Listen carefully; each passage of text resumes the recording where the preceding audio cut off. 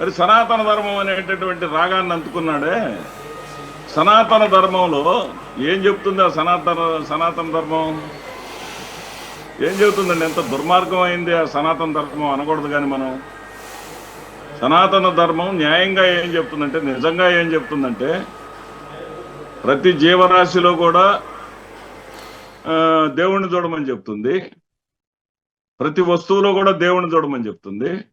కానీ ఇలాంటి తీవ్రవాదులు వచ్చిన తర్వాత దాన్ని ఇష్టం వచ్చినట్టుగా మలుచుకొని పాడు చేసి ఆగం చేసి ఆడపిల్లలు బయట తిరగటానికి వీల్లేదు.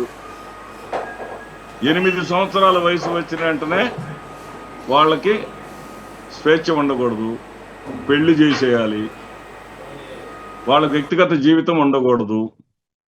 ఒకవేళ వాళ్ళ కర్మగాలి వృద్ధుడైనటువంటి భర్త చనిపోతే ఆ పాడి మీద ఆమెను కూడా తగలబెట్టాలి. ఇదే సనాతన ధర్మం. ఆయన డొక్కా సీతమ్మ అని చెప్పుకుంటాడే, ఆమె పేరు పెట్టాలా ఈ యొక్క అన్నా క్యాంటీన్ల కంటే చేతగాక మధ్యాహ్న భోజన పథకానికి ఏదో సరి చేశారే, ఆ డొక్కా సీతమ్మ కూడా 8వ ఏటా పెళ్లి చేశారు. ఎందుకంటే అప్పట్లో సనాతన ధర్మం అనేది ఉంది కాబట్టి. సనాతన ధర్మం అంటే ఆడవాళ్ల స్వేచ్ఛను హరించటం. ఈ రోజున ఆడవాళ్ళు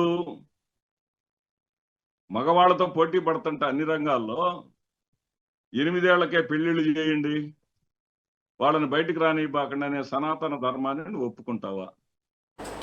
అదేవిధంగా ఎవరైనా సరే భార్యను కోల్పోయినటువంటి మగ మనిషి ఉంటే అతను జుట్టుతో తిరగటానికి లేదు, గుండు కొట్టించుకొని పిలక పెట్టుకొని తిరగాల. నువ్వు ఈరోజు తిప్పగలవా? ఇవన్నీ అయ్యే పనులేనా?